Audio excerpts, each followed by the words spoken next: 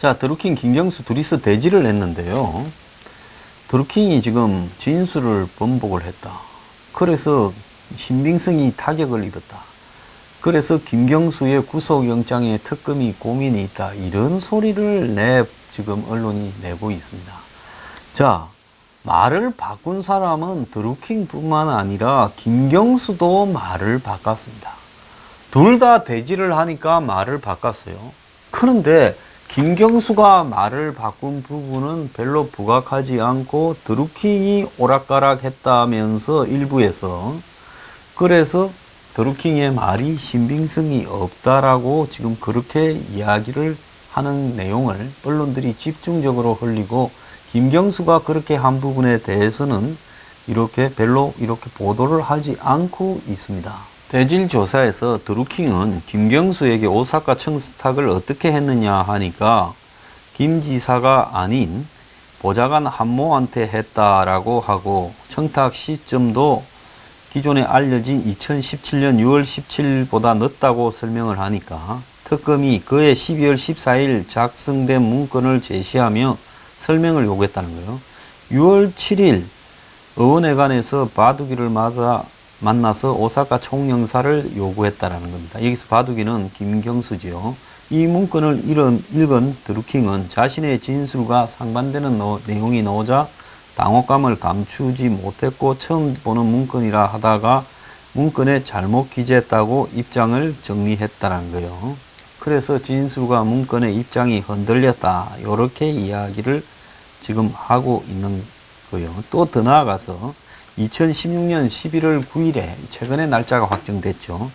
산채라는 데 가서 킹크랩 시연한 뒤 김경수로부터 회식비 100만 원을 받았다라는 부분에서도 드루킹은 침묵을 지켰는데, 그 돈을 김경수의 경력금이자 댓글 조작 공모의사로 이렇게 확인되는 그런 단서로 엮였는데, 김경수는 100만 원이 준 적을 없다라고 이야기를 했다는 겁니다. 근데 드루킹이 여기에 대해서 침묵을 지켰어요. 드루킹이 그렇게 한 부분은 자기가 나중에 이 100만 원을 받은 부분에 대한 금품 수수 이런 부분들을 불법 행위에 대해서 자기하고 엮을까봐 그렇게 했겠지요. 드루킹이 김경수가 댓글 조작을 알고 있었다라는 정황을 이렇게 제시하는 또 다른 이야기도 했다는 겁니다. 자, 11월 9일 느릅나무 출판사에서 만났을 때 킹크랩을 시연했다 이랬는데, 2016년 9월 28일에 김 지사가 처음으로 느릅나무 출판사를 찾았을 때 드루킹이 댓글 조작 프로그램에 대해서 김경수에게 설명했다라는 이야기도 했습니다. 그러니까 11월 9일 전에 9월 28일 날 이미 했다는 거죠.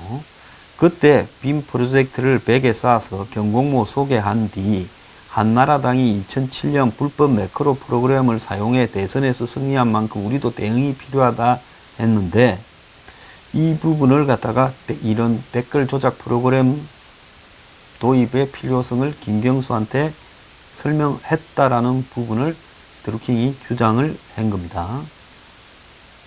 그리고 그 당시에 김경수에게 대선 후보 경선에 경공모 회원 500명을 동원하거나 문재인 캠프에 상주하는 사람 2명, 즉 변호사, 도 변호사나 윤 변호사 이 두 사람을 보낼 수 있다라는 제안을 그때 했다라는 겁니다.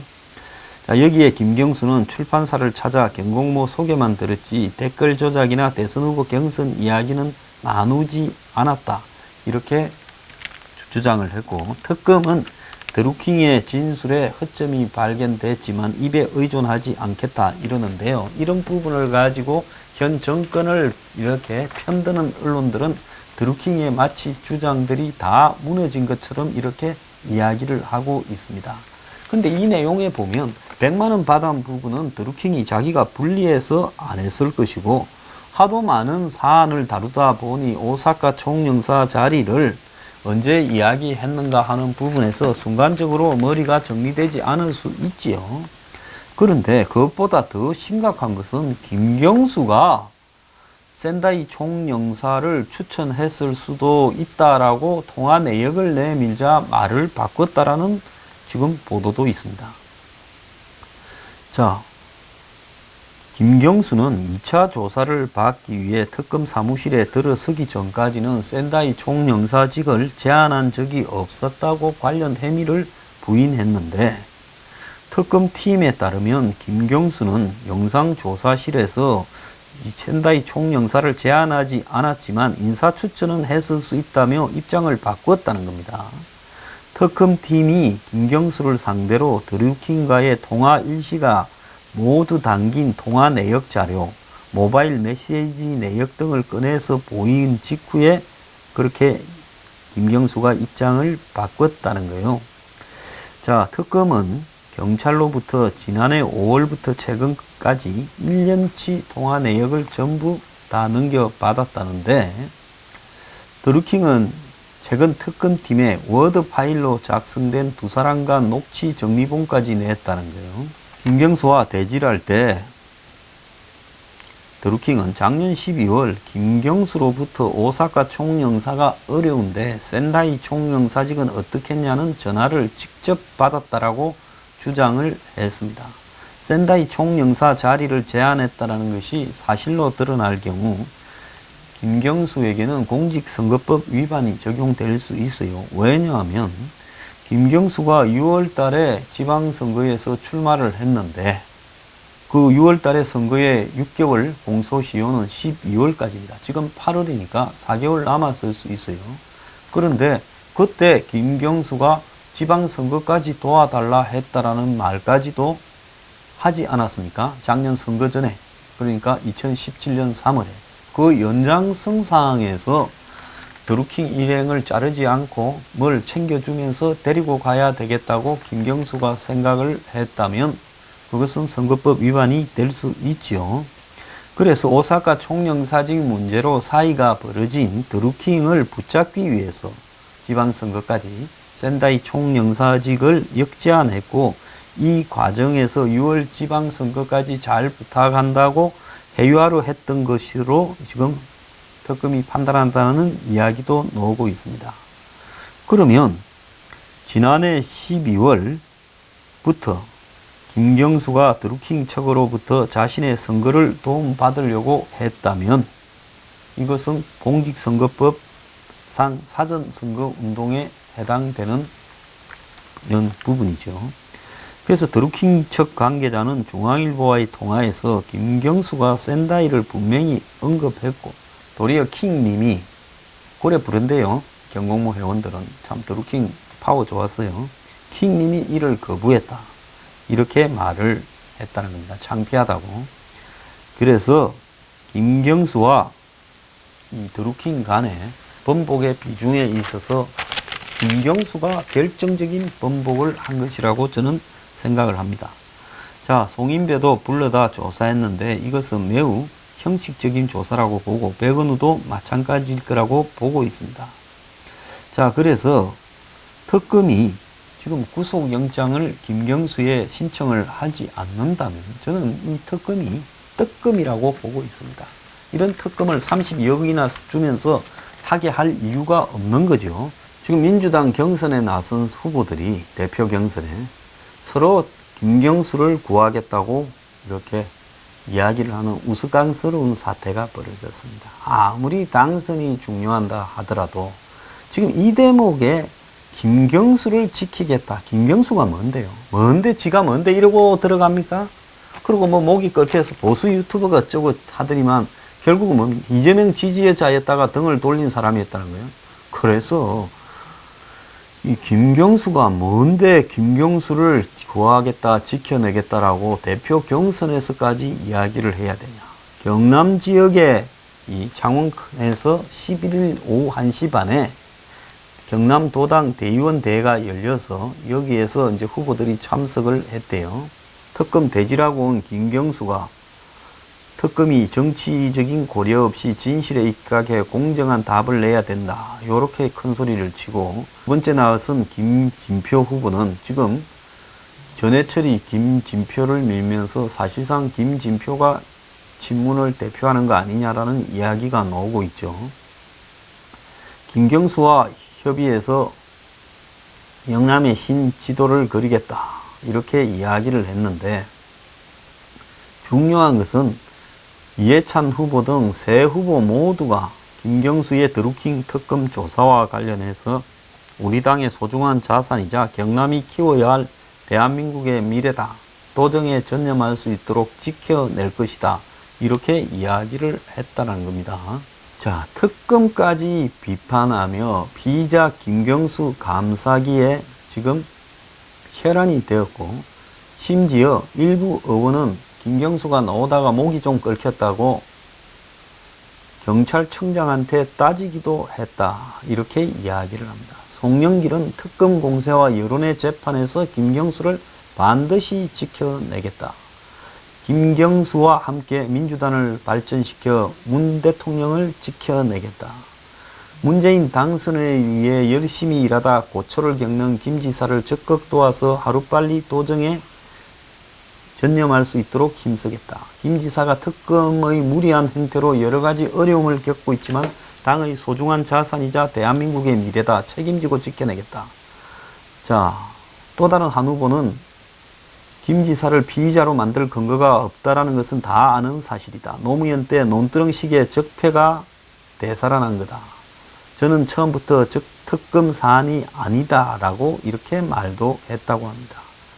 특히 이석연 육선 의원은 트위터를 통해 김 지사를 폭행한 사람을 경찰청장에게 전화해서 따졌다고까지 이야기를 했습니다.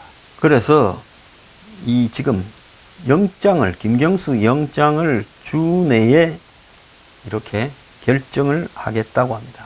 드루킹 일당 5명을 구속시키는 데는 아주 신속하게 구속시켰습니다.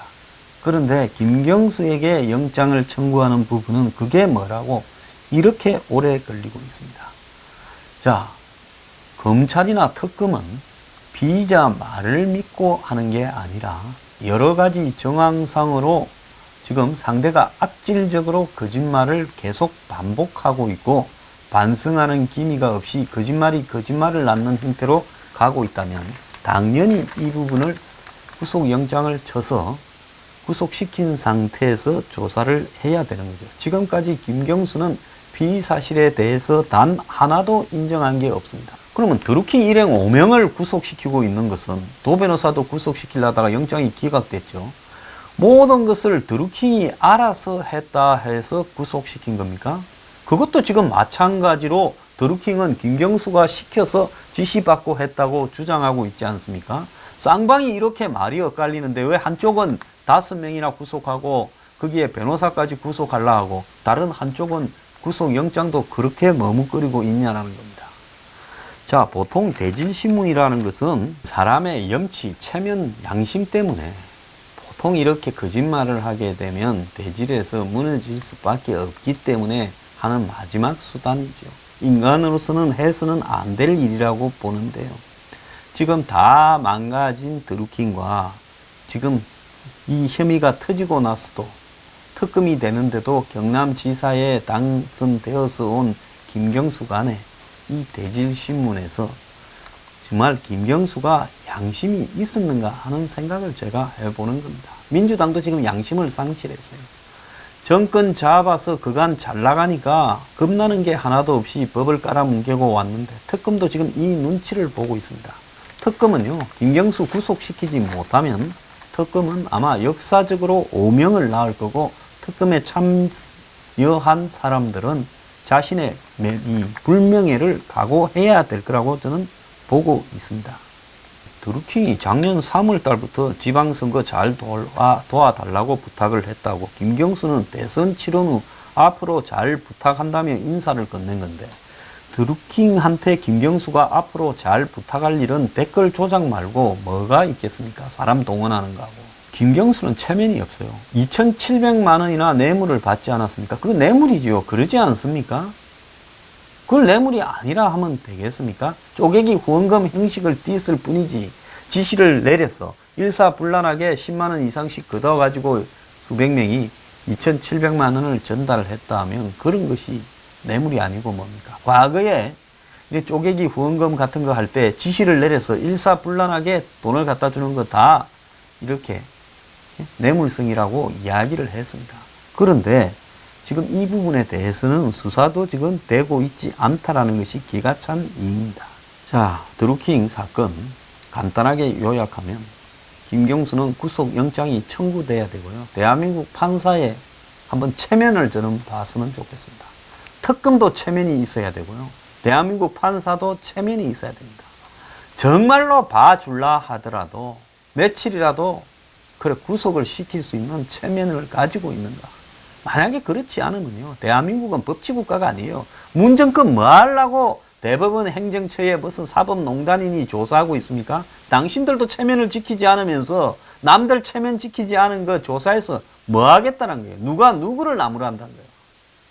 지금 이 사건과 관련해서 이렇게 거짓말을 하고 문 떼고 달라드는 이 형태들을 민주당의 대표가 되겠다는 사람은 김경수 지켜내겠다고 하고 있습니다. 그래 잘 지켜서 오래오래 같이들 해먹길 바랍니다. 짧은 기사 하나 하겠습니다. 도저히 이해갈 수 없는 일이 하나 벌어졌는데요.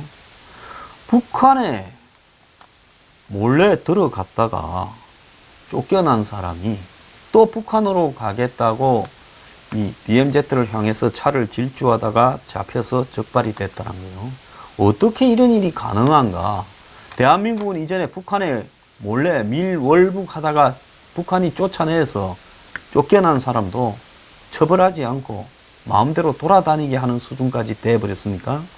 지난달 22일 날 북한으로 불법 입국을 하다가 적발이 되어서 16일간 북한 당국에 억류되어 있다가 7일날 판문점을 통해서 국내로 소환된 이 남자 34살 먹은 서모 씨래요. 남자가 있었어요. 그런데 이 사람이 닷새 만에 다시 또 차를 몰고 북한으로 넘어가려다가 붙잡혔다는 겁니다. 12일 오후 7시 반경, 그러니까 어제 아침에 7시 반경 파주 문산 통일대교 남단에 이 서모 씨가 모는 SUV 차량이 군의 검문에 불응한 채 민간 출입 통제선인 통일대교 남단을 넘어서 북쪽으로 도주하다가 붙잡혔다는 거예요. 서 씨는 통일대교 북단에 설치해 놓은 이 철침판에 타이어가 터진 상태에서 운전을 계속해서 이거 영합니다. 그거 보면 이렇게 차가 못 가도록 이렇게 철침을 한 걸 밑에 깔아 놓죠. 보통 차를 못 다니고 통제할 때는. 거기에서 차가 타이어가 터졌는데도 계속 몰고 갔다는 거예요. 그래서 통일대교에서 6km 떨어진 한 저수지 근처에서 군에 잡혀서 경찰로 이송이 되었는데 면허증을 소유하고 있었고 음주운전을 한 것도 아니고 정신질환도 구체적으로 확인하지 못했다는 겁니다. 자, 그렇다면 이 사람이 월북하려고 했다는 사실 외에는 묵비권을 행사하고 있는데 정말로 이해가 되지 않는 게 북한에서 7일날 쫓겨난 사람, 북한으로 넘어갔다가 16일날 잡혀있다가 북한에서 7일날 쫓아낸 사람을 판문점.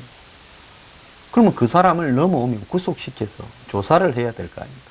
풀어줘서 이 사람이 돌아다니다가 차를 구해서 또 5일 만에 또 넘어가겠다고 판문점을 향해서 갔다는 거예요. 어떤 경우든지 정신병자가 이 정도 정신병자면 반복해서 그런 짓을 할 가능성이 있으니 정신병원에 입원시켜야 되고, 만약에 멀쩡한 사람이 이랬다면 국가보안법상에 이렇게 잠입 탈출죄로 이 사람을 처벌해야 되는 거 아닙니까? 구속시켜야 되죠. 당장 긴급체포했어요. 그런데도 이 사람이 풀려나 있다는 거는 법 적용이 이제는 북한에 마음대로 왔다 갔다 해도 북한에 몰래 들어가서 뭘 북한에다가 이야기를 해주고 쫓겨난 척 해도 아무런 문제가 없다는 겁니다. 그래서 이 사람이 과연 무슨 한국에 불만을 품고 들어갈라 했다가 또 쫓겨난 사람입니까? 아니면 정말로 남북 사이에서 뭘 하는 사람입니까? 정말로 이해가 안 돼요. 이 정권이요. 정말 이제는 국경 통제까지도 포기하고 북한을 넘어갔다 온 것은 죄가 안 된다고 지금 하는 겁니까? 이제서 국가보안법을 적용한다는데 그러면 7일날 판문점으로 넘어왔을 때는 왜 적용을 안 했습니까? 무엇 때문에 풀어줬는지도 좀 밝혀보길 바라요.